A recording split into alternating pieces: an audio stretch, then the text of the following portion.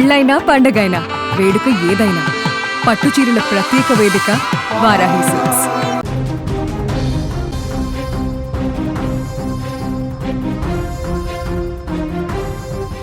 రైట్గా చిత్తూరు జిల్లాలోని ఎస్ఆర్ పురం మండలం క్షీర సముద్రంలో దారుణ ఘటన చోటు చేసుకుంది.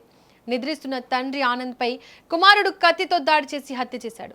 మద్యం మత్తులో ఉన్న కుమారుడు ఈ దారుణానికి పాల్పడినట్టు తెలుస్తోంది. ఇంట్లో నిద్రిస్తున్న తండ్రిపై ఒక్కసారిగా కత్తితో దాడి చేయడంతో ఆయన తీవ్రంగా గాయపడి ప్రాణాలు కోల్పోయినట్లు సమాచారం. తండ్రిని హత్య చేసిన అనంతరం నిందితుడు అక్కడి నుంచి పరారయ్యాడు. తండ్రిపై దాడిని అడ్డుకునేందుకు ప్రయత్నించిన సొంత అత్తపైన నిందితుడు దాడి చేసినట్లు సమాచారం. అనంతరం ఇంటి నుంచి బయటకు వెళ్లిపోయిన నిందితుడు స్వయంగా 108కు ఫోన్ చేసి ఘటన గురించి సమాచారం ఇచ్చినట్లు తెలుస్తోంది. సమాచారం అందుకున్న పోలీసులు వెంటనే సంఘటనా స్థలానికి చేరుకొని పరిస్థితిని పరిశీలించారు.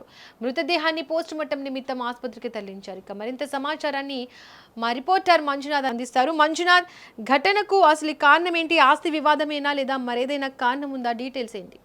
నెల్లూరు నియోజకవర్గం ఎస్ఆర్పురం మండలం క్షీర సముద్రానికి చెందిన ఆనంద్కు అదే మండలానికి చెందిన మీనాతో గత 24 సంవత్సరాల క్రితం పెళ్లైంది. వీరికి ఇద్దరు కొడుకులు ఉన్నారు. ఒక పెద్ద కొడుకు పేరు జ్యోతిష్ కాగా రెండవ కొడుకు పేరు తరుణ్.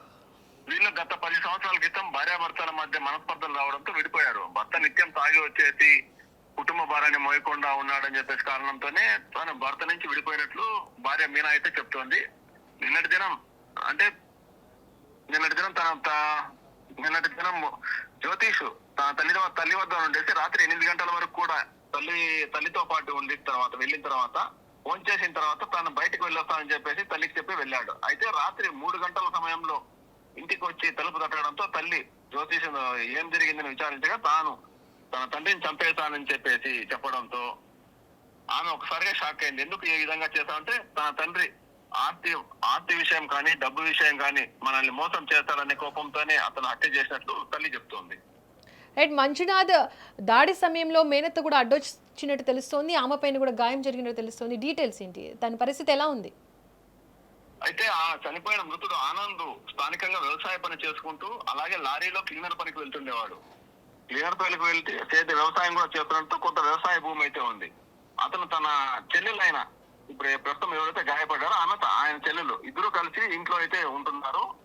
ఆమెను తండ్రిని చంపబోతున్న సమయంలో ఆమె మేనత్త అడ్డు రావడంతో అక్కడే ఉన్న కత్తితో ఆమె నుదుటి పైన తీవ్రంగా గాయపరిచాడు. అయితే ఆమె గట్టిగా కేకలు వేయడంతో అప్పటికే తండ్రిని మెటుకుల పైన చంపేసి పడవేయడంతో ఇరుగు పొరుగు వారు వస్తారనే భయంతోనే జ్యోతిష్ అక్కడి నుంచి పరారైనట్లు తెలుస్తుంది. అనంతరం స్థానికులు గుర్తించి ఆమెను చిత్తూరు ప్రభుత్వ ఆసుపత్రికి ప్రథమ చికిత్స తరలించారు.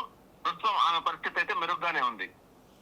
మంజునాథ్, నిందితుడే స్వయంగా 108కు ఫోన్ చేసినట్టు తెలుస్తుంది. దీనిపై పోలీసులు ఏం చెప్తున్నారు? నిందితుడు తన తండ్రి చనిపోయిన తర్వాత గాయపడిన అత్త ఉందని చెప్పేసి 108కి ఫోన్ చేశారు. తర్వాత తన తల్లికి విషయం చెప్పడంతో తన తల్లి మీనా ఎవరైతే ఆనంద్ భార్య అయితే ఎవరైతే ఉన్నారో ఆమె పోలీసులకు ఫోన్ చేసి తన కుమారుని పోలీసులకు అప్పగించి ఈ విధంగా తన భర్తను చంపేశారని చెప్పేసి అప్పగించినట్లు కూడా ప్రస్తుతం మనకైతే తెలుస్తుంది. ఈ విషయమై పోలీసులు కూడా కేసు నమోదు చేసి దర్యాప్తు సాగిస్తున్నారు. ప్రస్తుతం నిందితుడు పోలీసుల అదుపులోనే ఉన్నాడా? ప్రస్తుతం నిందితుడు అయితే పోలీసులు అదుపులోనే ఉన్నారు. అసలు గొడవ జరగడానికి గల కారణం ఏమిటి, తండ్రిని ఏ విధంగా చంపాడు, ఎందుకు తండ్రి పైన అంత కక్షగా చంపాల్సిన పరిస్థితి ఏర్పడింది, భార్యాభర్తల మధ్య ఉన్న గొడవలేంటి అనే ఈ కోణంలో కూడా పోలీసులు అయితే దర్యాప్తు సాగిస్తున్నారు. ఆనంద్ భార్య మీనా అయితే గత 10 సంవత్సరాల నుండి చిత్తూరులో కాపురం ఉంటూ బిడ్డలను పోషించుకుంటూ ఓ ప్రైవేట్ ఫైనాన్స్ కంపెనీలో పనిచేస్తున్నట్లు పోలీసుల విచారణలో తెలిసింది. Right Manjunath, thank you. Right, ఇక ఆస్తి కోసం కన్న తండ్రినే కడతీర్చిన ఈ ఘటన స్థానికంగా తీవ్ర కలకలం రేపుతోంది. మద్యం మత్తులో జరిగిన ఈ దారుణంలో తండ్రి ప్రాణాలు కోల్పోగా అడ్డుకునేందుకు ప్రయత్నించిన మేనత్త కూడా గాయపడినట్లు తెలుస్తోంది. అసలు హత్యకు దారితీసిన కారణాలు, ఆస్తి వివాదం ఎంతవరకు కారణమన్న అంశాలపై పోలీసులు కూడా దర్యాప్తు చేస్తున్నారు. నిందితుడిని అదుపులోకి తీసుకుని పూర్తి వివరాలు వెల్లడించాల్సి ఉంది. క్షీరసముద్రం గ్రామంలో పెద్ద మనిషిగా ఉంటాను. పెద్దగా మా గ్రామంలో రాత్రి ఇప్పుడు చనిపోయిన ఆయన అబ్బాయి వచ్చి మందు ఏదో అతను తీసుకొని వచ్చి తరచూ వాళ్ళకి మామూలుగా గొడవలు, అబ్బాయి కొడుకు ఎప్పుడు గొడవలు. ఎందువల్ల గొడవలు అంటే ఈ చనిపోయిన భార్య వచ్చి దాదాపు ఒక 10-15 సంవత్సరాలుగా అతని దగ్గర లేదు, వెళ్ళిపోయినారు. ఆయనకు వచ్చి 2 పిల్లోళ్ళు. ఆ పిల్లోళ్ళు ప్లస్ ఆమె వాళ్ళు ముగ్గురు చిత్తూరులోనే అక్కడెక్కడ ఎవరో వాళ్ళ సొంత ఊర్లో వాళ్ళ అమ్మగారి ఊర్లో కాపురం ఉన్నారు. ఇతను వచ్చి మందు తాగినప్పుడంతా ఈ చనిపోయిన ఆయన వచ్చి వాడిని ఏదో బెదిరిస్తాడు.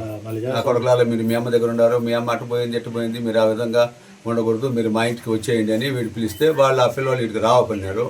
వాళ్ళు రావపడినప్పుడు ఇతనికి కొంచెం మనసు విరక్తి చెందింది. విరక్తి చెందినప్పుడు వీడు ఇతను మందు తాగుతాడు, అతను ఆ అబ్బాయి మందు తాగుతాడు. కాబట్టి విరక్తి చెందినప్పుడంతా వీడు వాడిని కొడుకుని నరికేస్తా చంపేస్తా అనేసి ఏదో బెదిరిస్తాడు. ఎప్పుడు ఈ మధ్య 10 రోజులప్పుడు నేను మనుషులు పిలుచుకొచ్చి నేను చిత్తూరు బస్ స్టాండ్లో చంపేస్తానని చెప్పాడట. ఎవరు ఇప్పుడు చంపేసిన అతను చెప్తాడు ఆ విషయం. అందువల్ల నేను ఇంకా అతను అడుకొడుకు ఎప్పుడు చూసినా ఫోన్లో నేను రాత్రిలో 10 గంటల అయినా 12 గంటల అయినా చంపేస్తానన్న మాట ఎప్పుడు చెప్తా ఉంటాడు. కాబట్టి ఇంకా నాకు విరక్తి చెంది ఇంక మనం అతను చంపేస్తే కానీ లేదంటే మనం చంపేస్తాడనేసి నేను వచ్చి రాత్రి 11 గంటలకు 12 గంటల ప్రాంతంలో వచ్చాను. వచ్చి మా నాయనతో గొడవ పడినాము. ఒకరినొకరు తోసుకొని చేసేటప్పుడు అక్కడనే ఒక బరిసి ఉన్నింది. వాళ్ళ నాయన పెట్టుకున్నాడు, పక్కన పెట్టుకుని పనుకొని ఉన్నాడు. దాన్ని తీసి అతన్ని నేను 4-5 తావులు పొడిచేసి, మా అత్త కూడా ఆయనతో కూడా ఉండింది కాబట్టి ఆమె అడ్డు వచ్చింది కాబట్టి ఆమెను కూడా 2 దెబ్బలు కొట్టి ఆమె కూడా రక్తగాయాలు చేసి మళ్ళీ నేను నా పాటికి నేను బండి ఎత్తుకుని వెళ్ళిపోయి నేరుగా మా అమ్మ ఇంటికి పోయినాను. అమ్మ వచ్చి ఏం రా యాడికి పోయినామని అడిగితే లేదమ్మా నేను ఇద్దరిని మర్డర్ చేసి వచ్చేసినాను.